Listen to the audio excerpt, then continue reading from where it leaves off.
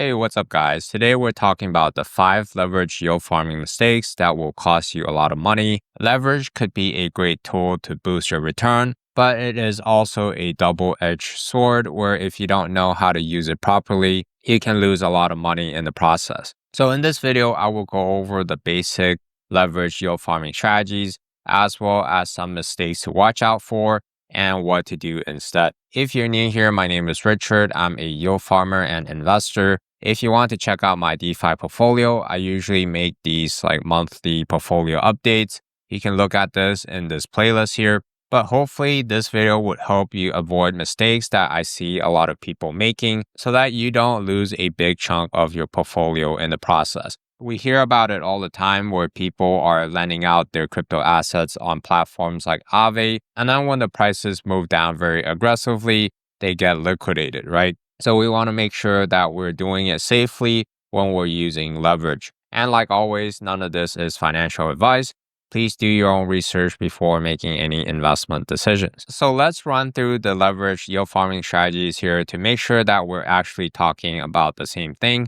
This is what I call the bull lever, where you're lending out crypto, stuff like Ethereum, even Solana, Wrap Bitcoin. You can borrow out stable coins to yield farm with, and usually we like to do it with a concentrated liquidity pool because the yield is much higher, right? You could also just borrow the stablecoin to do only stablecoin strategies that is earning a higher yield than what you're borrowing out. But each strategy comes with more risk, especially if you are gaining more and more APR, right? So this is really great if you expect crypto prices to move higher in the next few months. This is what we want to do because your collateral is rising up in value while your loan is not, right? And if you're parked in the same pool, like for example, ETH to USDC with the same underlying assets, as long as Ethereum moves up in price, you can basically withdraw at any time, close out the position to pay back the loan, and also have some extra capital gains left over. And if you're bearish on the market, or if you're trying to balance your portfolio a little bit, maybe 25 to 50% of your portfolio is running this bear lever strategy, right? We're doing the same exact thing, but we're flipping it. We're lending out our stablecoin, borrowing out different assets that we believe would drop in value. For example, Ethereum, if it goes up to $8,000, $10,000, and you want to have a short hedge on your portfolio, this is one of the ways that you can do so. You borrow Ethereum, right? You yield farm with that, with the Ethereum to USDC pool. Similarly, it's going to generate fees. You could use it to pay back your loan or add to the collateral side if you want to stay short. And then again, as Ethereum drops in price, you're going to gain more and more Ethereum in the process, right? With the borrowed capital, then you could basically withdraw the capital at any time if the price is below your entry to basically fully repay your loan and still have some capital left over. So that's the 2 leverage strategy. And another leverage strategy that some people like to use is this DeFi tuna tool, as well as revert finance, where you could directly leverage the liquidity pool position, borrow capital against it, and then put it back into the liquidity pool position to earn more yield.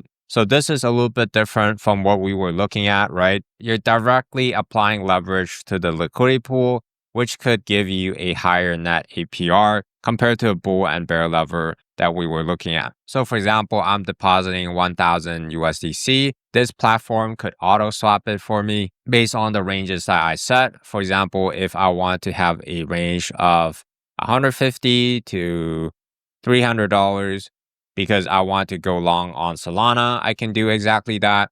It's going to auto swap for me. And then I could also choose the leverage and to choose which asset I want to borrow as well. If I believe that Solana is going to rise in value, then I don't really want to be borrowing Solana, right? I want to be borrowing USDC. You could see I could adjust the ratio here. If I borrow Solana, I would be less long, right? I would be long in the asset I have in the pool. But because I'm borrowing Solana, I'm actually positioned a little bit short compared to basically borrowing fully USDC. But what you're going to notice is this red dotted line here. This is the liquidation price. So if the price of Solana crashes, you're going to get liquidated and lose a lot of money in the process, right? So this is what we want to try to avoid here. which leads me to my first point. We never want to over leverage. If you guys are running this strategy, I typically would only go to like 1.5x or even 2x at most. I wouldn't be, cranking up my leverage to this 6x leverage, right? You could see if I borrow a ton of money, the liquidation point is much closer. If I borrow less at, let's say, 3x, my liquidation point is still here, which is pretty close still. If we look at Solana's price action, the price bounces up and down all the time, right? Sometimes it drops all the way from $200 to $160. And sometimes the crash is even more severe here. If I go back to the price action of last year, you can see sometimes price drop from near $200 all the way to almost $100, right? So if you had the timing really bad, or if there's a negative catalyst in the market and you are over leveraged here with this high liquidation point, you would be liquidated when the prices drop, right? So that's the first point. Never over leverage. Play with a safe leverage. And we'll talk about setting ranges in a little bit, but setting the ranges wider would also decrease the risk as well. So let's say I want to be conservative here. I could do like a 1.5x leverage, and then I could also expand my range to be at $100 to $300. And with leverage, what you're going to notice as well is if you're wrong about the price direction, it's going to add to the losses instead of the gains, right? I could adjust this time period here to be around like 30 days. If the price drops sharply without leverage, I would be at a loss of $300 something, right? Which also includes the fees. But if the price goes up, I would be at a net gain of $126. But if I apply a 1.5x leverage, you can see this loss magnifies to $500 something on the downside. And then on the upside, it's $180. So that's something to consider. Again, leverage is a double-edged sword. And if you're running a bull or a bear lever, the general rule of thumb is to stay less than 20 to 40% loan to value ratio. A lot of the assets have like the liquidation point at 75 to like around 85%. That's the range where most assets would be liquidated. It depends on the specific asset. Last I checked, Ethereum, for example, has a liquidation point of around 83%. And then stablecoins have less, around like 70 something percent, right? So we definitely don't want to be borrowing the max amount. Borrow only 20 to 40% against your capital, depending on your specific strategy and the risk you're taking.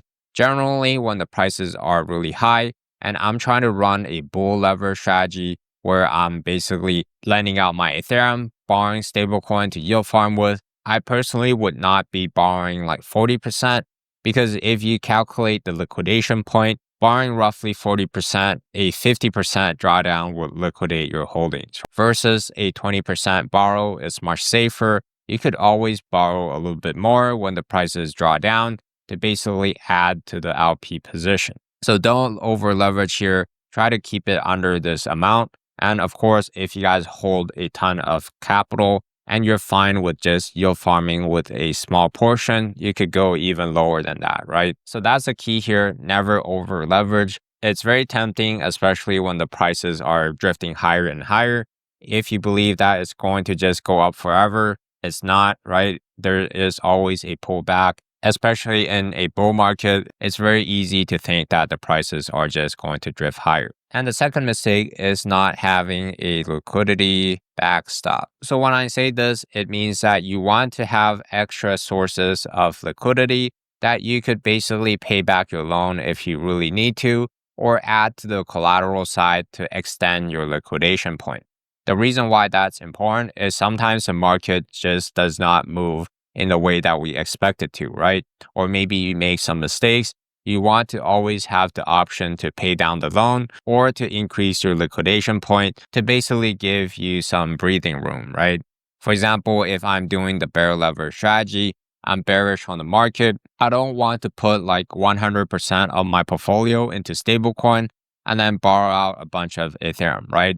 Because what's going to happen is if Ethereum just keeps drifting up slowly over time, it's going to make it very hard to pay back the loan. So personally, I would only go with like 25 to 50% of my portfolio in this strategy. And then maybe I have another 25% purely stable coins, doing some other strategies, right? And then maybe I have the rest in crypto to crypto pools. So if the market drifts up, my crypto and crypto pool is also going to drift upward as well, right? When the market is really strong, these pools are the best. And what's really nice is that these crypto to crypto pools, if you're pairing it with the same underlying asset, for example, in this case, Ethereum, you can use the fees to basically pay back and decrease your risk over time, even if the market keeps drifting upwards and you're getting closer and closer to your liquidation point, right? This is why we never want to go 100% in the leverage yield farming strategy. It's always good to have a mix of different strategies. And another way to think about this is if you guys have a higher income that is very steady, either through like other investment or other businesses, you could also think about it as like another additional way to pay back the loan if you really need to. For example, some wealthier people that I talk to, maybe they have some like TradFi investment. They're more comfortable running this bull lever strategy for even like 5 to 10 years at a time. And then they could just slowly pay back the borrowed capital, right? Because they have the ability to do so. You always want to know like the different ways that you could basically pay back your loan in worst case scenarios, right? And the next mistake I see people do all the time is using leverage and then also setting the ranges too tight. So with a bull lever strategy, for example, you're lending out Ethereum, you're yield farming with USDC. In my opinion, with that strategy, you can actually go a little bit tighter than just fully deploying your Ethereum into the LP, right? And the reason why I say that is because you're not going to be exposed to impermanent loss with the lent capital. So if the market price drifts higher, so let's say I have this like $3,000 to $2,000 range here back in 2024. If I executed that strategy and the price keeps drifting higher, that's not a big deal because number one, I'm still in a profit from this initial deposit because the price moved above my entry. Even though I'm out of range, right? I could withdraw and pay back the loan. And then I never actually lose any initial Ethereum that I started out in the process. So the upside risk is not much, but what we really want to worry about is the downside risk here. If you guys are, for example, over leveraging, and then you're also pairing it with a very tight range. Let's say the price was at $4,000. You believe that the price is going to just grind here for some reason, right? Then if you enter that 4K with the upper range at 4,400, and then bottom range might be at 3,400, right? A $1,000 wide range. What's going to happen is if the prices drop really, really sharply, you could be at liquidation risk and you will not earn any yield in the process unless you rebalance down, right? And I've talked about this in multiple videos. It doesn't make sense to keep chasing the range like this because what's going to happen is you're essentially selling your Ethereum at a cheaper and cheaper price whenever you rebalance down. And then when the price rips back up, you would have much less capital than what you started out with. So that's something to be really careful of. Never set the ranges too tight. And some people argue that you could basically start off tighter and then let's say the price drift upward, you could do a snuggle rebalance, right? Where you drag the upper range. This is how a lot of people do it.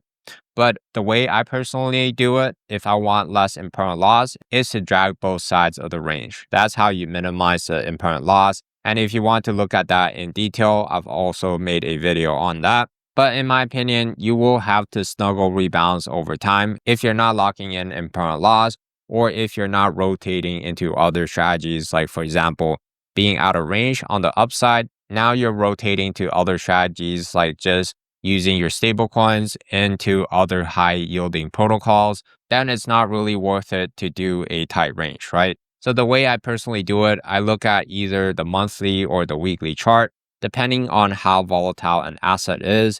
For example, if I want to prioritize for fees, I could be looking at this Ethereum's price action, and then I like to try to stay in range for at least 6 to 12 months at a time. You could see maybe the area of support is this 50 simple moving average here on the monthly chart. And then maybe if you expect Ethereum to move up to roughly $8,000 over the next few months, we could set like a similar range like this, right? So this might seem really wide, but we all know how volatile crypto can be. The benefit of having a wide range is you're going to have much more capital gains, much less capital losses, which means less risk. And you don't have to worry that much about rebalancing or doing it wrong while you're earning a decent APR, right? If you guys are using big platforms like Aave, it's very likely that you will still beat this borrow APR, especially because you're earning yield on your Ethereum. And this borrow rate is probably hovering between like 5 to 10%, while your liquidity pool is most likely generating at least 20 to 30%, right? Even with a wide range. So this is a very safe strategy if you guys use a wider range. And the fourth mistake that I have personally done as well is that I've taken too much risk with the borrowed capital. So when Ethereum was trading around like $2,500 to $2,700, what I did was I used this bull lever strategy. Back here, right, I lent out my Ethereum, borrowed some USDC to yield farm with, but I didn't just stick with a blue chip pool like Ethereum to USDC. I took a little bit too much risk on like the smaller cap altcoins. I still made money. I made about like 1 to 2 grand, but I could easily have lost money if I didn't take the profits because I was taking too much risk with the borrowed capital. When you guys are yield farming with leverage, it's very tempting to just use whatever you borrowed in like very high risk pool because sometimes it's very easy to think like, okay, I could just pay back this loan later. Let me use this for a higher risk play. But the problem is losing borrowed capital is pretty much the same as losing your own capital, right? Because at the end of the day, you still need to pay back your borrowed capital if you want the initial collateral back, right? I see this all the time, especially with like the higher risk traders. They lend out some collateral, they borrow some like stable coins or whatever, and then they use that in like a very high risk trade. If that trade doesn't go their way, their initial capital could be at risk of liquidation, right? So I personally would not be taking too much risk with borrowed capital. I made this mistake and I will not be making the same mistake again. And just because I've been yield farming for a long time doesn't mean I'm perfect, right? This is a point I want to make it really clear. We're not perfect. Everybody makes mistakes.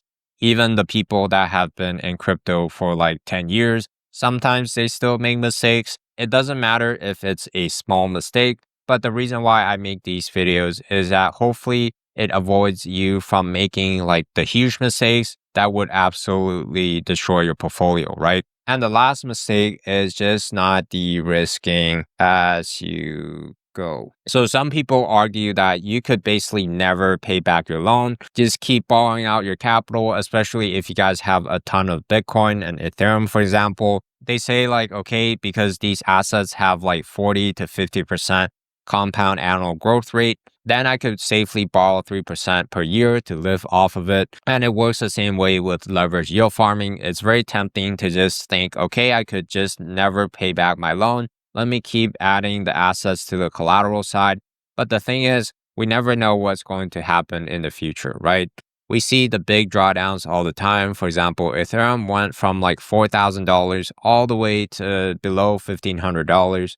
So if you're over leveraged and you never de-risk as you go, then when those big moves happen in the market, you could get liquidated, right? Or in the last bull market, it went to almost $5,000, draw all the way back down to like below $1,000. So if you never de-risk as you go, you could be at the risk of losing a big chunk of your portfolio. This is why when I use leverage, I typically like to slowly pay back my loan, even though I might not pay it back as aggressively if the exchange rate is not good, right?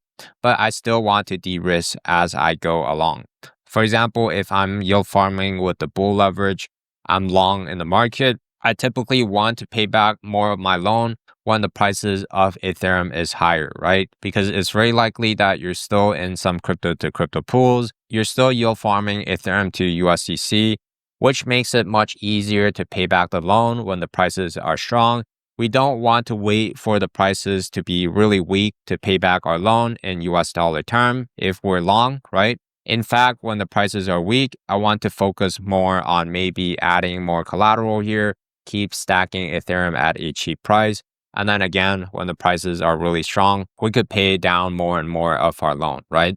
And eventually, if you guys run this strategy for a long time, whatever capital you borrow to yield farm with, essentially after you pay back the loan, this extra capital is purely profit, right? So that's the way I think about it. And the way to think about leverage farming is kind of like this. This is the risk you're taking. This is the time you want to go on. What a lot of people do is as the prices go up, they take more and more risk over time, right? And then the risk just shoots up too high. And then maybe this is the liquidation point. What I like to do instead is, let's say we start off at the same point, and then I basically reduce my risk over time by paying back the loan, right? So this is my preferred strategy. With leverage, I'm a much more conservative investor because I see it all the time. People get liquidated by taking too much risk with a leverage yield farming strategy. For added risk, I like to basically yield farm more altcoins because I'm a more active investor. Sometimes I make the wrong calls, but if I'm right, I can make a lot of money as well. So I hope that was helpful, guys. If you want to learn more about yield farming, I've made a ton of videos that is talking about DeFi and yield farming. Hopefully this makes you a better yield farmer. Thank you once again for watching. I'll catch you next time.